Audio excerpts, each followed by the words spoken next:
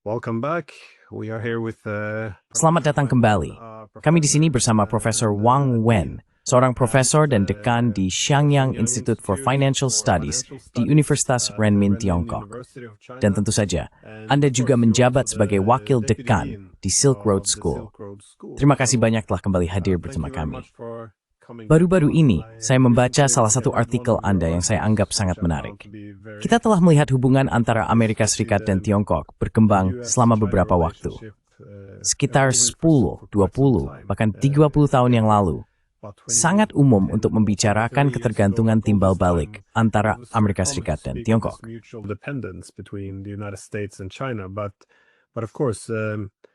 Namun tentu saja, yang kita lihat adalah bahwa Amerika Serikat terus melemah menurut banyak indikator. Sementara itu Tiongkok terus menguat. Dan hal ini saya kira menimbulkan kecurigaan dan ketakutan di kedua belah pihak. Maksud saya, orang sering mengatakan bahwa jika Anda berutang $100 kepada seseorang, maka Anda yang punya masalah. Tetapi jika Anda berutang 1 juta, maka merekalah yang punya masalah. Dan saya kira kesanalah arah kita sekarang. Dari tahun 2008 hingga 2009, hubungan kedua negara jelas menjadi lebih tidak stabil akibat krisis keuangan global, mengingat sistem keuangan yang dipimpin AS mulai retak. Sekarang kita melihat Amerika Serikat semakin khawatir terhadap kebangkitan Tiongkok.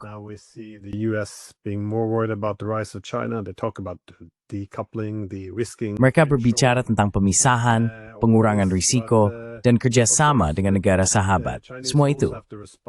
Namun tentu saja, pihak Tiongkok juga harus merespons dengan cara tertentu. Bagaimana mereka mengurangi ketergantungan hubungan ini? Ya, dalam hal ini, Anda menulis sebuah artikel tentang de-Amerikanisasi Tiongkok yang saya anggap sangat menarik. Jadi saya pikir tempat yang baik untuk memulai adalah jika Anda bisa menjelaskan motivasi Tiongkok untuk melakukan de-Amerikanisasi dan sejauh mana hal itu merupakan respons terhadap kebijakan Amerika atau lebih berkaitan dengan upaya menghadapi realitas distribusi kekuasaan multipolar yang baru, di mana Tiongkok tidak bisa menaruh semua harapannya pada Amerika Serikat saja. Thank you, Professor Ding. I'm so nice to meet you again. Terima kasih, Profesor Deason. Senang sekali bisa bertemu dengan Anda lagi. Saya sangat menghargai bahwa Anda telah membaca artikel terbaru saya yang diterbitkan di The Diplomat bulan lalu. Sebenarnya, selama sebulan terakhir, artikel ini telah memberikan pengaruh yang cukup besar. Banyak teman dari Amerika, bahkan beberapa dari Eropa, Jepang, dan negara lain telah membacanya. Judul artikelnya adalah Strategi De-Amerikanisasi Tiongkok. Di dalamnya, saya membahas embisting dari tas di de-Amerikanisasi Tiongkok selain bujur the duet your cared. De-Amerikanisasi date number Timoth, Idogith, Dengith, Den, Dising. Of education. So I list a lot of Jadi saya mencantumkan banyak data untuk menunjukkan dan membuktikan keahlian saya. Dan saya pikir seperti yang Anda tanyakan, apa yang disebut strategi de-Amerikanisasi bukanlah sesuatu yang secara proaktif dikejar oleh Tiongkok, melainkan sesuatu yang terpaksa dilakukan karena tekanan dari Amerika Serikat. Faktanya, sejak reformasi dan keterbukaan Tiongkok pada tahun 1978, Tiongkok secara konsisten berupaya membangun hubungan bersahabat dengan Amerika Serikat, menerapkan kebijakan terbuka terhadap AS, menarik investasi Amerika, meningkatkan perdagangan dengan AS, dan belajar dari pengalaman manajemen perusahaan-perusahaan Amerika di pasar keuangan. Namun, saya akan memberikan satu angka yang sangat mencolok dan besar. Pada tahun 2015, sekitar 20% dari perdagangan luar negeri Tiongkok bergantung pada Amerika Serikat.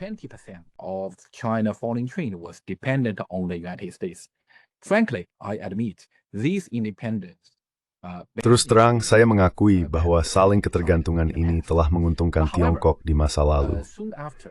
Namun tak lama kemudian, pada masa jabatan pertamanya, Presiden Trump mulai menerapkan kebijakan untuk menahan Tiongkok, meluncurkan perang dagang, menahan Ms. Meng Wanzhou dari Huawei, dan memberlakukan sanksi terhadap ribuan perusahaan Tiongkok, termasuk Huawei.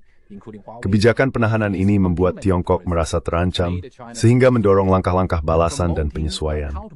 Seperti yang saya jelaskan dalam sebuah artikel yang diterbitkan di The New York Times pada Agustus 2022, rakyat Tiongkok kini telah sadar dan tidak lagi memandang Amerika Serikat setinggi dulu. Mereka semakin percaya bahwa bergantung pada es, seperti yang dilakukan di masa lalu, adalah hal yang berbahaya. As they did in the past is dangerous. From this perspective, it was United States that forced. Dari sudut pandang ini, justru Amerika Serikatlah yang memaksa Tiongkok untuk mengadopsi apa yang disebut strategi de-Amerikanisasi. Saya juga menulis dalam artikel lain tahun ini bahwa rakyat Tiongkok seharusnya berterima kasih kepada Trump, karena Presiden Trump seperti guru pendidikan politik yang sangat baik, mengajarkan rakyat Tiongkok untuk melihat kemunafikan Amerika dan kekejaman komunitas internasional. Yang lebih penting lagi, Presiden Trump mengajarkan kita bagaimana mengambil langkah-langkah balasan yang diperlukan untuk membela kepentingan inti negara kita selama proses modernisasi. Jadi inilah yang saya maksud dengan apa yang disebut proses de-Amerikanisasi.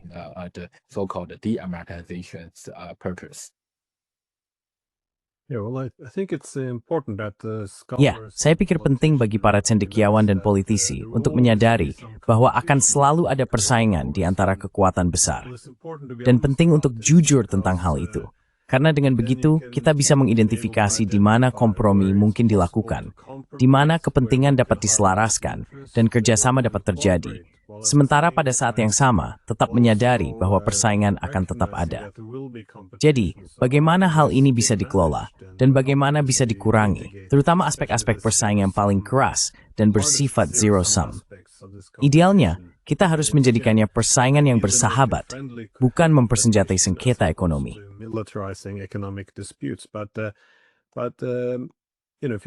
Tapi Anda tahu, jika kita melihat konsentrasi ekonomi yang sangat tinggi di Amerika Serikat pada tahun 1990-an, globalisasi pada dasarnya berarti Amerikanisasi. Artinya, kita semua menggunakan teknologi, industri, jalur pelayaran, bank, mata uang, semuanya dari Amerika. Jadi, ketika distribusi kekuasaan bergeser, cukup masuk akal untuk berasumsi bahwa hubungan-hubungan itu juga harus berubah. Hal ini membuka ruang bagi sekaligus persaingan. Jadi, semua ini merupakan bagian dari proses de-Amerikanisasi. Saya pikir ini adalah pengakuan terhadap realitas. Namun saya ingin bertanya, ketika Tiongkok kini mendiversifikasi perdagangannya menjauh dari Amerika Serikat agar menjadi kurang bergantung, menurut Anda apa konsekuensi yang lebih besar terhadap bagaimana seluruh dunia atau sistem ekonomi internasional akan tersusun?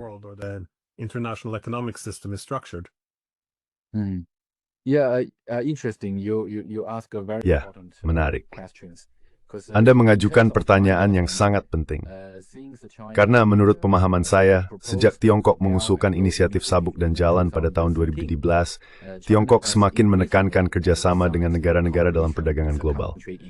Total perdagangan bilateral antara Tiongkok dan Rusia, Tiongkok dan Asia Tengah, Tiongkok dan Amerika Latin, Tiongkok dan Afrika, serta Tiongkok dan Asia Tenggara telah tumbuh lebih dari 10% setiap tahun. Sementara itu, total perdagangan antara Tiongkok dan Amerika Serikat mengalami penurunan relatif selama 1 dekade terakhir.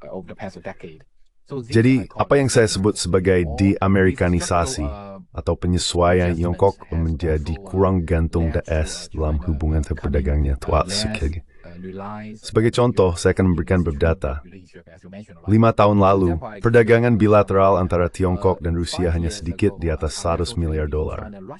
Was only slightly over $100 billion. But now, 5 years later, now it has. Namun sekarang, 5 tahun kemudian, nilainya telah mencapai $250 miliar AS dan diperkirakan akan melampaui 300 miliar dalam 5 tahun ke depan. Perdagangan bilateral antara Tiongkok dan Amerika Latin sudah melampaui $500 miliar dan kemungkinan akan melebihi total perdagangan antara Tiongkok dan Amerika Serikat dalam 5 tahun ke depan. Karena saat ini, tahun ini perdagangan bilateral antara Tiongkok dan Amerika Serikat hanya sekitar $500 miliar. Jadi itu berarti dalam lanskap perdagangan luar negeri Tiongkok, Amerika Latin mungkin akan menjadi lebih penting daripada Amerika Serikat dalam 5 tahun ke depan. Menurut saya itulah yang disebut diversifikasi. Oleh karena itu, menurut pandangan saya, Amerika Serikat misalkan may mitra dar growth-using meshtinting bagi Tiongkok ke depan, tetapi tingkat turnover sedang menurun. Its importance is declining. The strategic result of China. Hasil strategis dari upaya Tiongkok untuk mengurangi ketergantungan pada perdagangan dengan Amerika Serikat adalah bahwa struktur perdagangan global Tiongkok menjadi lebih seimbang dan lebih aman. Inilah alasan utama mengapa langkah balasan Tiongkok terhadap perang dagang dengan AS tahun ini, maksud saya pada tahun 2025, berhasil dengan sangat baik. Tiongkok tidak takut terhadap AS dalam perang dagang tersebut. Sebaliknya, seperti yang telah dilaporkan banyak media, AS sebenarnya sudah kalah dalam perang dagang Tiongkok-AS tahun 2025. Alasan utamanya adalah karena porsi AS dalam lanskap perdagangan luar negeri Tiongkok terus menurun. Seperti yang saya katakan, pada tahun 2015, perdagangan Tiongkok-AS menyumbang sekitar 20% dari total perdagangan luar negeri Tiongkok. Tetapi sekarang hanya 9%. It is only 9%. And on the other hand, di sisi lain, penyeimbangan kembali struktur perdagangan luar negeri Tiongkok bermanfaat bagi perkembangan negara-negara di seluruh dunia.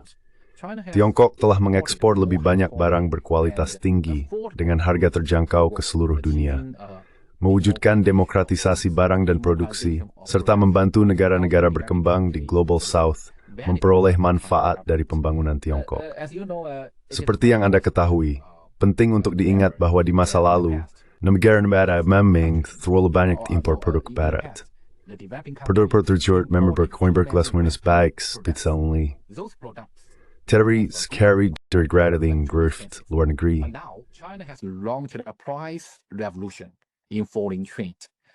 Global South country can buy more high quality. Negara-negara di selatan global dapat membeli lebih banyak barang Tiongkok berkualitas tinggi dengan harga yang sama, sehingga memperoleh lebih banyak manfaat.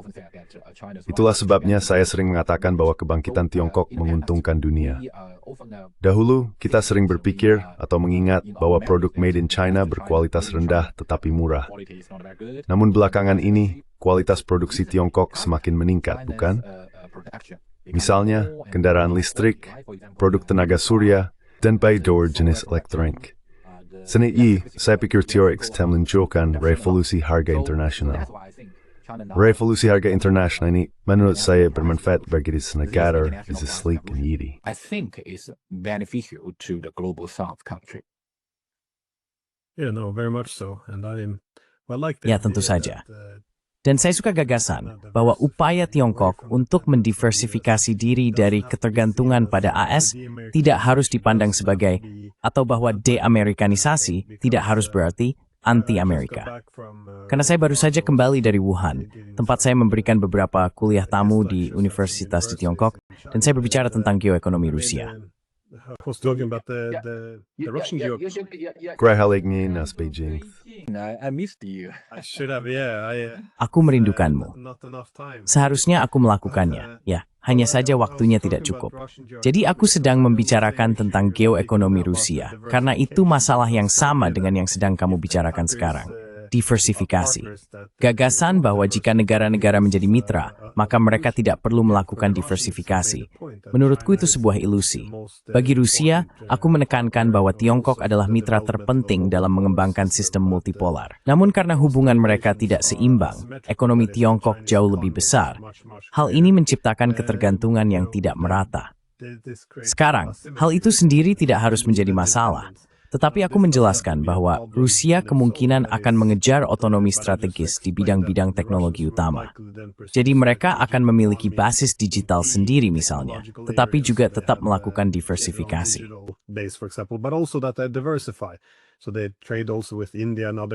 Jadi mereka juga berdagang dengan India dan kekuatan besar lainnya. Jadi sekali lagi, Tiongkok akan menjadi mitra yang paling penting. Namun tidak ada negara yang menaruh semua telurnya dalam satu keranjang. Itulah sebabnya semua negara berusaha melakukan diversifikasi. Dan saya pikir pengakuan terhadap keseimbangan yang baru saja Anda bicarakan itu penting, bahwa tidak harus berpihak atau menentang. Begitulah cara negara dan ekonomi bekerja. Saya pikir hal yang sama juga berlaku bagi Amerika Serikat.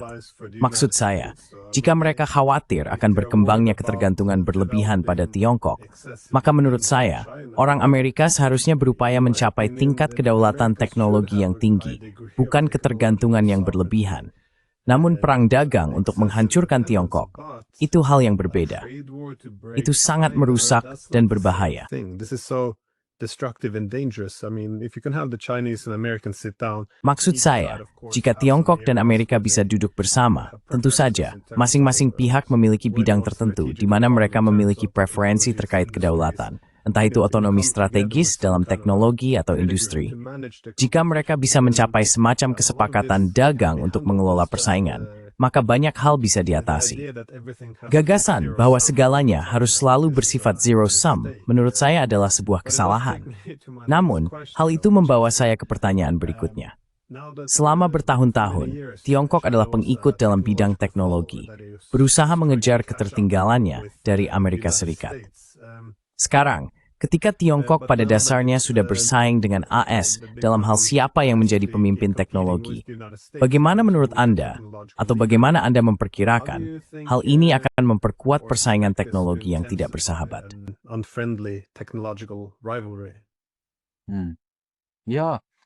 As you mentioned that. Ya, seperti yang Anda sebutkan, saat ini di banyak bidang, produksi teknologi tinggi Tiongkok telah menyamai produksi teknologi tinggi Amerika Serikat. Saya pikir ini adalah hal yang sangat baik bagi Tiongkok. Kepercayaan diri kita telah pulih dan meningkat dengan sangat cepat, karena dalam 7 tahun terakhir, ketika Presiden Trump melancarkan perang teknologi tinggi terhadap Tiongkok, menargetkan Huawei dan banyak perusahaan lainnya, saya pikir itu adalah persaingan teknologi tinggi yang sangat serius dan besar. Namun menurut saya, produk teknologi tinggi bukanlah hak eksklusif Amerika Serikat. AS tidak bisa memonopoli penelitian, pengembangan, dan produksi semua produk teknologi tinggi.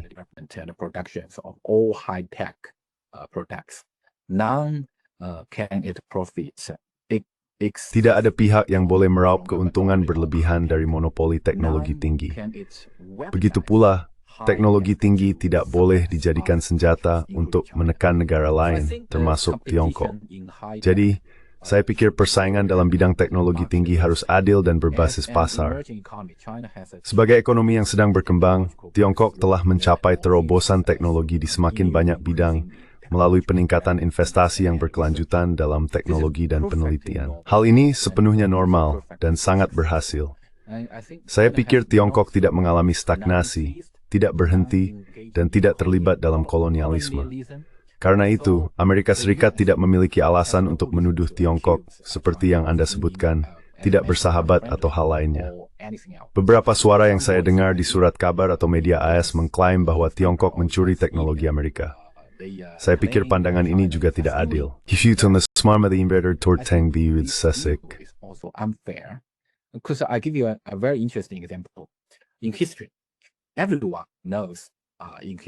Dalam sejarah, semua orang tahu bahwa pembuatan kertas, kompas, dan bubuk mesiu ditemukan di Tiongkok lebih dari 1000 tahun yang lalu. Kemudian, Amerika Serikat dan negara-negara Barat mengadopsi penemuan-penemuan ini dan mendorong revolusi teknologi. Tiongkok tidak menuduh Amerika Serikat mencuri teknologi Tiongkok pada masa kuno, bukan? Demikian pula, sekarang Tiongkok berinovasi berdasarkan produk dan teknologi berteknologi tinggi dari Amerika yang sudah ada, bahkan melampaui Amerika Serikat di beberapa bidang, misalnya dalam infrastruktur kereta cepat, kendaraan listrik, dan energi surya. Hal ini membawa manfaat bagi umat manusia dan mendorong perkembangan peradaban manusia. Jadi saya percaya bahwa persaingan teknologi tinggi antara Tiongkok dan Amerika Serikat saat ini adalah hal yang wajar.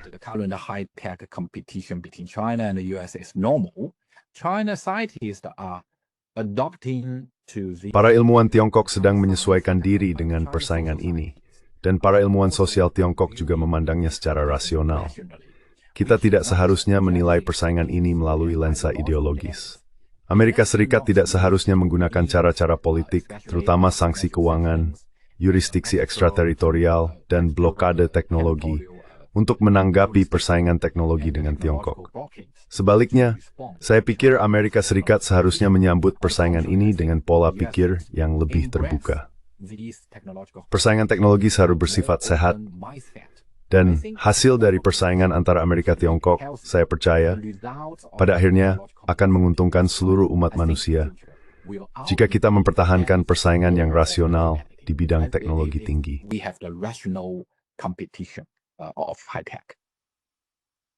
I think that's a very sound point.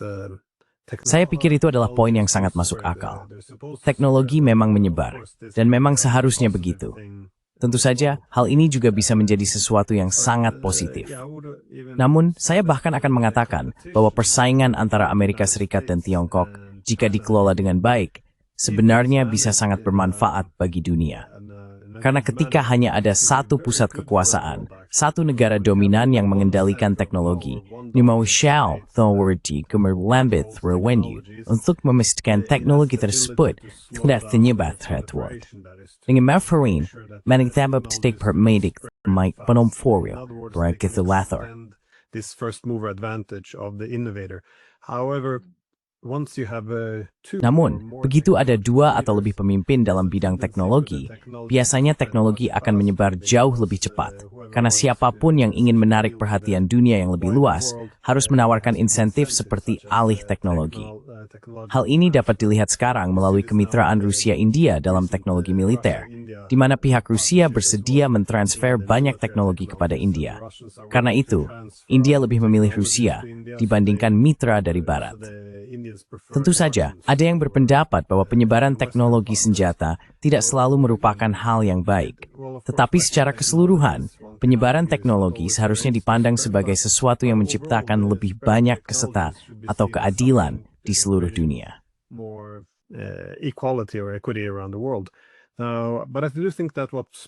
Tapi saya memang berpikir bahwa hal yang membuat AS panik sekarang adalah kenyataan bahwa secara realistis, mereka tidak bisa lagi bersaing dengan benar melawan Tiongkok. Saya rasa ketakutan itu muncul karena keadaan yang tidak stabil, karena mereka merasa tertinggal. Mereka memiliki ekonomi yang berorientasi pada rente, yang membuat persaingan dan produksi menjadi sangat mahal.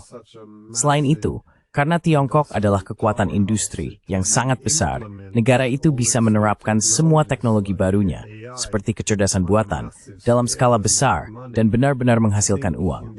Saya pikir di AS, dalam kepanikan menghadapi persaingan dengan Tiongkok, mereka menggelontorkan banyak uang ke bidang kecerdasan buatan. Terjadi banyak salah investasi yang menciptakan gelembung besar di sektor AI.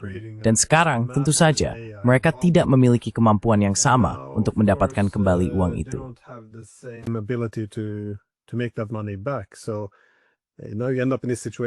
Jadi sekarang, kita berada dalam situasi di mana pemerintah AS menuduh Tiongkok memiliki kapitalisme yang dikelola negara, sementara pemerintah AS sendiri mengambil kepemilikan saham di perusahaan teknologi.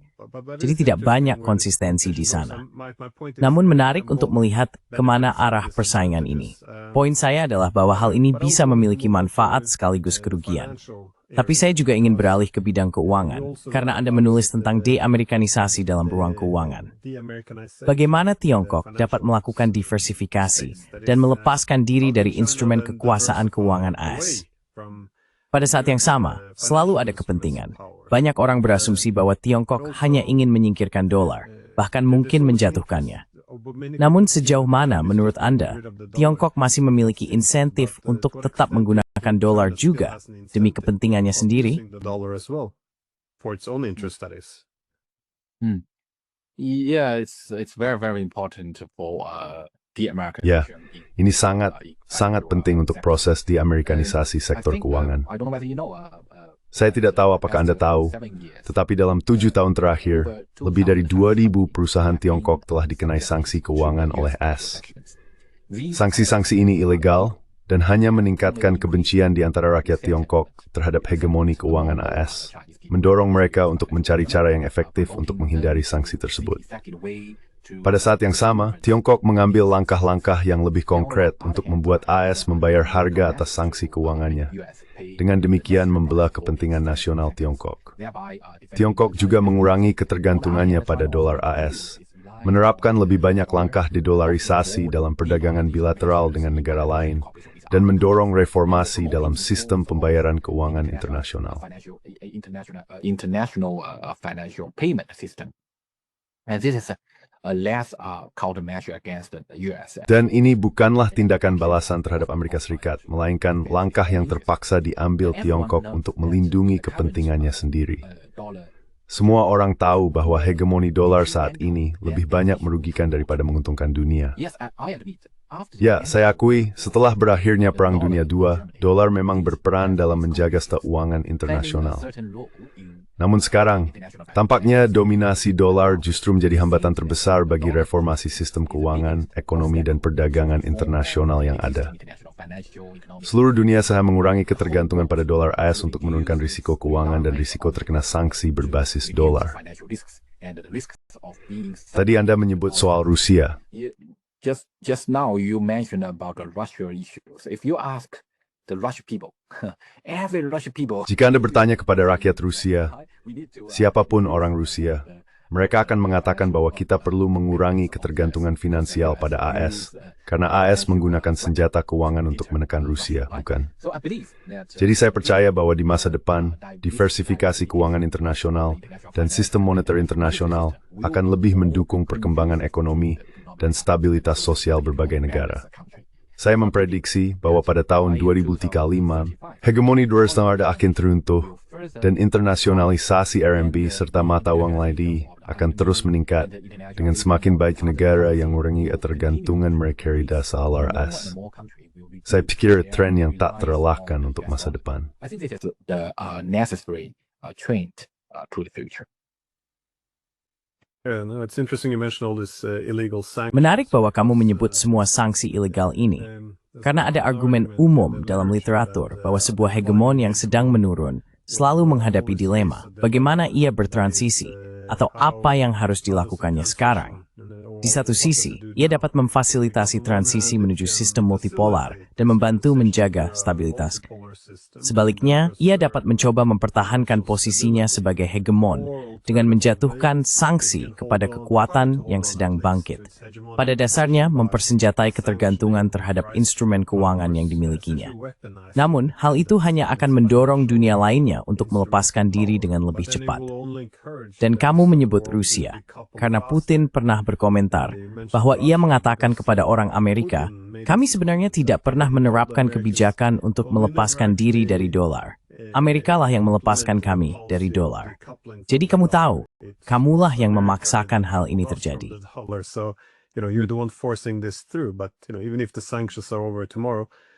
Tapi kamu tahu, bahkan jika sanksi berakhir besok, orang Rusia tidak akan pernah lagi mempercayai mata uang Barat, bank Barat, sistem pembayaran Barat, sistem asuransi, atau hal-hal semacam itu. Jadi sangat merusak bahwa AS memilih jalan kedua. Menurut saya, ini sedikit sifat manusia. Tidak ada yang suka melihat hegemoninya memudar dan mereka ingin mempertahankannya. Tapi sekarang, tingkat kerusakan diri ini berbahaya karena proses de-Amerikanisasi di Tiongkok. Saya pikir seharusnya ini bisa menjadi penyeimbangan yang ringan. Tetapi sebaliknya, kita mungkin akan melihat Tiongkok memperlakukan dolar dan bank-bank AS sebagai ancaman. Sesuatu yang harus dihindari dengan segala cara, yang sulit dianggap sebagai sesuatu yang menguntungkan bagi AS. Izinkan saya bertanya, kamu mendefinisikan de-Amerikanisasi ini sebagai pembangunan model Tiongkok sebagai alternatif. Bisakah kamu menjelaskan lebih jauh apa yang dimaksud dengan itu?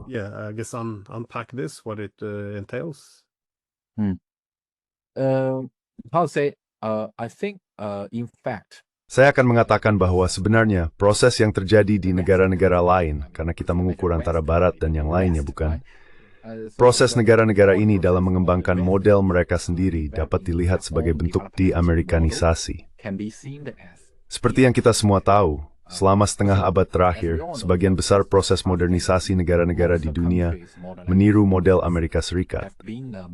Mendiang Profesor Harvard, Samuel Huntington, seperti yang kita ketahui, telah tersemak per tahun lalu.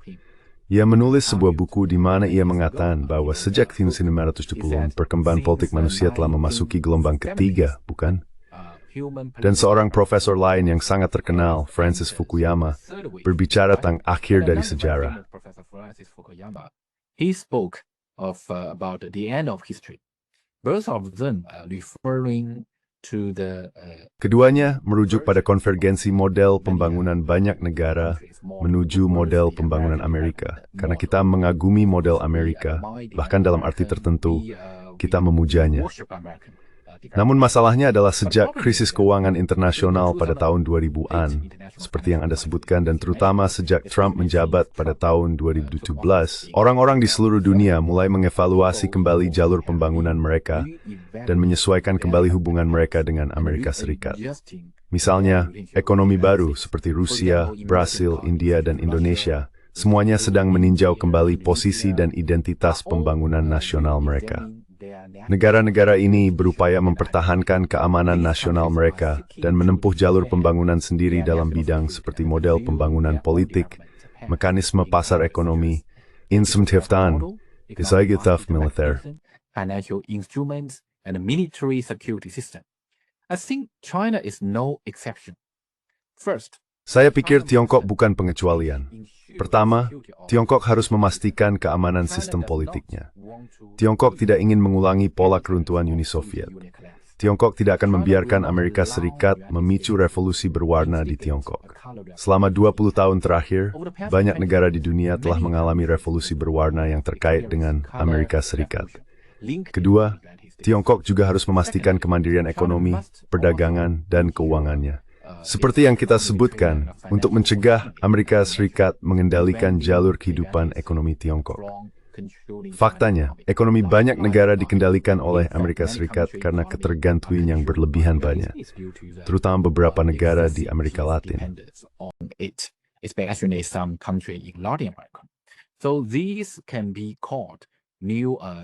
Jadi hal-hal ini dapat disebut sebagai bentuk kolonisasi baru, sebuah tren baru yang sedang berkembang.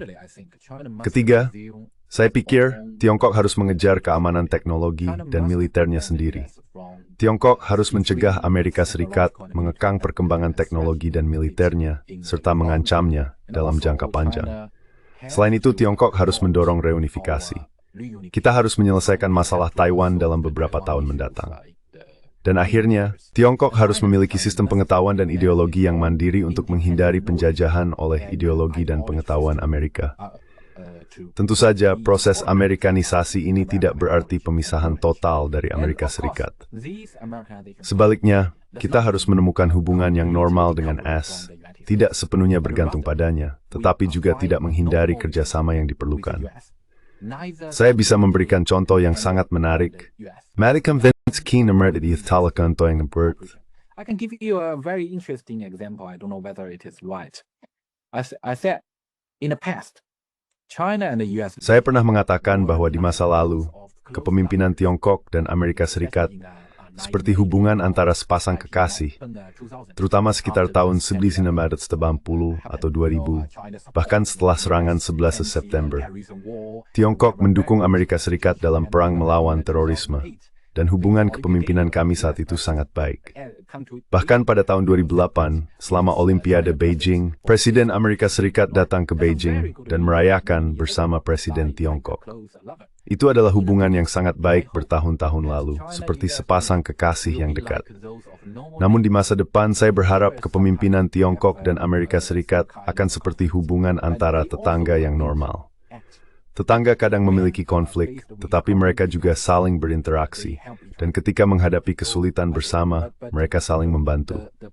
Jadi saya pikir hal yang paling penting adalah konflik militer antara Amerika Serikat dan Tiongkok harus dihindari dengan segala cara. Saya percaya bahwa di masa depan, hubungan antara Amerika Serikat dan Tiongkok akan kembali menjadi hubungan yang normal. Will be back to a normal relationship. I like that analogy. Saya suka analogi itu.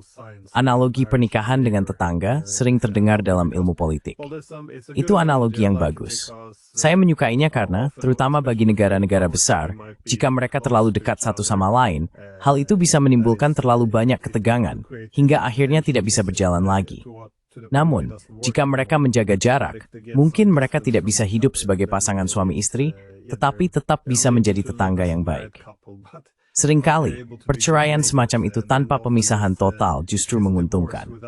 Dan saya pikir, bagi kekuatan besar seperti Tiongkok dan Amerika Serikat, di mana selalu ada rasa saling curiga tetapi tidak ada yang diuntungkan dari permusuhan terbuka, lebih baik ada sedikit proses di-Amerikanisasi. Ya,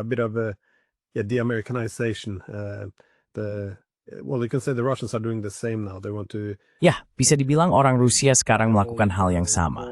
Tujuan utama untuk menjadi bagian dari Eropa bersama orang Eropa, menurut saya, justru menimbulkan terlalu banyak ketegangan. Jadi sekarang mereka melihat bahwa berpisah lebih baik, mencoba menjadi tetangga, daripada bercita-cita untuk sesuatu yang lebih besar.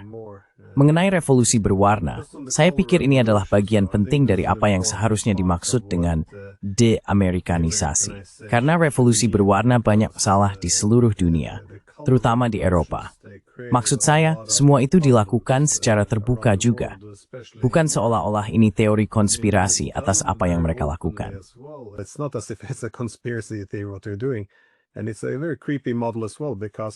Dan ini juga merupakan model yang sangat menyeramkan.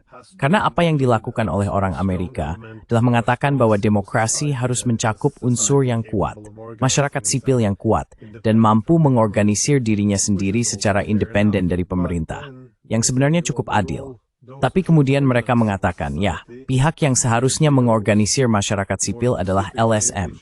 Lebih spesifik lagi, LSM itu haruslah LSM Amerika. Dan bahkan lebih spesifik lagi, LSM itu harus dibiayai oleh negara.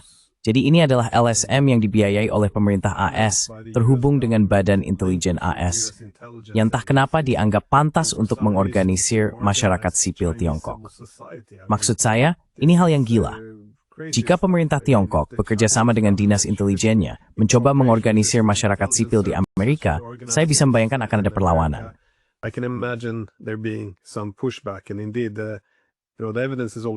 Dan memang buktinya sudah ada. Pada tahun 1983, Presiden Reagan dan Direktur CIA mulai membentuk LSM seperti National Endowment for Democracy sebagai cara untuk memanipulasi dan mengendalikan masyarakat sipil di negara lain.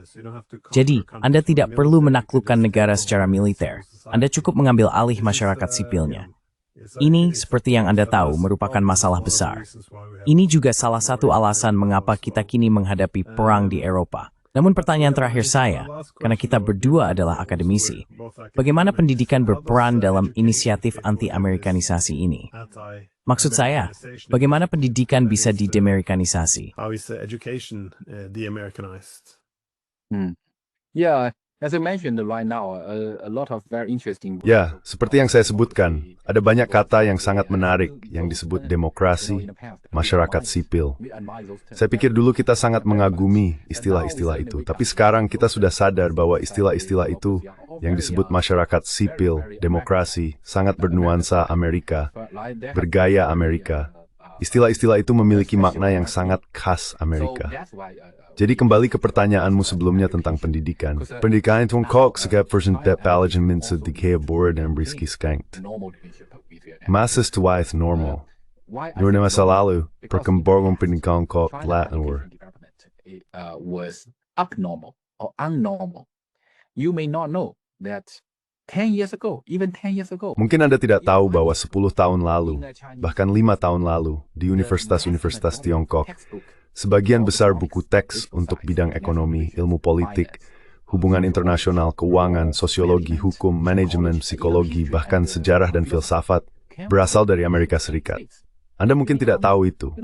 Anda tahu, bahkan ketika saya mengajar mahasiswa saya bertahun-tahun lalu, mungkin sekitar 10 tahun lalu, saya harus menggunakan buku teks ekonomi atau keuangan dari AS. Bayangkan betapa menakutkannya hal itu bagi Tiongkok sebagai kekuatan besar, bukan? Jadi, saat ini kami sedang mendorong kemandirian pengetahuan dan buku teks Tiongkok. Dalam 5 tahun terakhir khususnya, kami telah menghasilkan semakin banyak buku teks ilmu politik Tiongkok, buku teks ekonomi Tiongkok, buku teks keuangan Tiongkok, buku teks sosiologi Tiongkok, buku teks hukum Tiongkok, hal-hal seperti itu. Sociology textbook, China law textbook, something like that. And even worse, I tell you another very valuable. Dan yang lebih buruk lagi, saya akan memberitahu Anda sesuatu yang sangat mengkhawatirkan. Selama 30 tahun terakhir, hampir 1 juta anak muda Tiongkok belajar di luar negeri setiap tahun, dan lebih dari 40% di antaranya pergi ke Amerika Serikat. Banyak dari mereka adalah mahasiswa terbaik dan paling berbakat di universitas-universitas Tiongkok. Setelah meraih gelar magister atau doktor di AS, mereka tetap tinggal di sana dan bekerja untuk Amerika Serikat. Dan kita semua tahu satu fakta yang sangat menarik. Lebih dari 30% ilmuwan AI di Silicon Valley memperoleh gelar sarjana mereka di Tiongkok. Jadi kadang-kadang saya bercanda bahwa dalam 7 atau 8 tahun terakhir, kita telah mengalami perang teknologi tinggi yang sangat serius antara Tiongkok dan Amerika Serikat, bukan? We have the very serious China-US high-tech war, right? But this so-called high-tech war between China Namun, and the US, apa yang disebut perang berteknologi tinggi antara Tiongkok dan Amerika Serikat ini pada dasarnya adalah perang antara orang Tionghoa di Tiongkok dan orang Tionghoa di Amerika Serikat. Itu juga tidak normal, bukan? Jadi seperti yang Anda sebutkan, deamerikanisasi pendidikan berarti mengembalikan perkembangan pendidikan Tiongkok ke kondisi yang normal dan menjaga hubungan yang seimbang. Kami tentu mendukung anak muda Tiongkok untuk belajar di Amerika Serikat. Relationga menarik Youthsnice were meeting di Tiongkok. Namun, pertukaran semahal ini fertile ini tanah membang they think will be excessively dependence. So now, President Trump is. Jadi sekarang Presiden Trump menolak untuk mengizinkan lebih banyak mahasiswa Tiongkok belajar di Amerika Serikat dan melarang mahasiswa Tiongkok mempelajari bidang STEM di sana. Saya harus mengatakan terima kasih. Terima kasih, Presiden Trump. Tidak masalah. Semakin banyak mahasiswa Tiongkok yang luar biasa akan tetap belajar di universitas-universitas Tiongkok dan mengabdi untuk Tiongkok di masa depan. Dari sudut pandang ini, baik Tiongkok maupun Amerika Serikat sedang mencari posisi pendidikan baru di bawah kondisi sejarah yang baru. Saya pikir penentuan posisi baru dalam hubungan bilateral ini akan menguntungkan perkembangan masa depan kedua negara. Singkatnya, untuk kembali ke pertanyaan Anda, pendidikan Tiongkok juga harus mengikuti jalannya sendiri.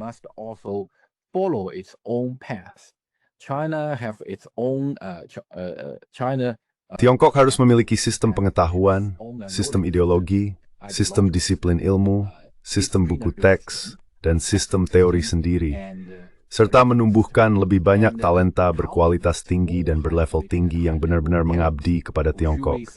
Bukan mengirim banyak talenta berlevel tinggi dan berkualitas tinggi ke Amerika Serikat untuk melayani AS. Saya pikir inilah kondisi baru dalam dunia pendidikan. Jadi saya sangat menghargai Profesor Glenn Deason karena Anda telah memberi saya kesempatan untuk menjelaskan lebih dalam tentang deamerikanisasi. Deamerikanisasi, saya tekankan lagi, tidak berarti memutus hubungan dengan AS. Ini hanya berarti bahwa kita akan kembali pada hubungan yang normal dengan Amerika. Kita tidak ingin bergantung pada AS seperti yang kita lakukan di masa lalu. Jadi saya pikir hubungan yang normal dengan AS akan menguntungkan kedua belah pihak. Itulah inti dari pandangan saya. Into a scales knowledge of tooling. For each other. So that's my key point. Thank you again. Well, thank you. And it's the Baik, brain drain you're terima referring to is kasih. interesting because many countries Fenomena brain drain yang Anda sebutkan itu menarik, karena banyak negara telah mengalaminya. Orang-orang terbaik dan paling cerdas sering pergi ke luar negeri untuk mencari peluang yang lebih baik. Namun, seiring meningkatnya peluang di dalam negeri, tentu saja lebih banyak orang yang memilih untuk tetap tinggal. Sekarang, dengan adanya diskriminasi terhadap para cendekiawan Tionghoa, atau lebih tepatnya, para profesional, banyak dari mereka yang meninggalkan Amerika dalam jumlah besar dan kembali ke Tiongkok. Arus balik brain drain ini ternyata menjadi keuntungan besar bagi Tiongkok, yang kini mendapatkan kembali banyak profesional unggul dan berpengalaman. Tetapi, apa yang Anda maksud dengan bukan pemisahan, melainkan deamerikanisasi, yaitu diversifikasi? The Americanization, that is the diversification. I think it's Saya pikir ini merupakan perkembangan positif bagi dunia. Bisa dibilang begitu. Karena ketika ada banyak pusat kekuasaan, yaitu pluralisme, alih-alih universalisme, hal itu memungkinkan sistem internasional menyerap lebih banyak guncangan. Dan memang, dari Yunani kuno hingga berdirinya Amerika sendiri, hal ini sebagian besar didasarkan pada gagasan yang sama. Di Yunani kuno, ada banyak negara kota yang bereksperimen dengan berbagai bentuk pemerintahan, pendidikan, dan ekonomi. Siapa yang bersel? Lincoln, Wingmaningen. Kibli sedikit sama ting, kita mau sertain semua error dalam satu kotak. Try to put in everyone into one box, and I think the US as well with the state. Dan saya pikir Amerika Serikat dengan sistem negara bagiannya pada awalnya juga mengadopsi gagasan-gagasan ini. Dan saya tahu Tiongkok sekarang melakukan hal yang serupa, sangat terdesentralisasi secara ekonomi. Dan ya, jadi tidak. Ini adalah gagasan yang menarik.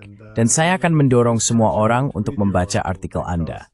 Karena ketika melihat istilah de-Amerikanisasi, jika hanya membaca judulnya, seolah-olah kita akan memutus hubungan dengan Amerika. Tapi saya perbedaan berbeda itu sangat penting, yang justru yang berbasis pada Ukraine antara Tiongkok dan Amerika juga. Jadi, seperti biasa, 5 banks with the Yang Ringway. Thank you very much for taking the time, though. Thank you. Stay. Terima kasih, Profesor. Saya menantikan the best on the source more. Again.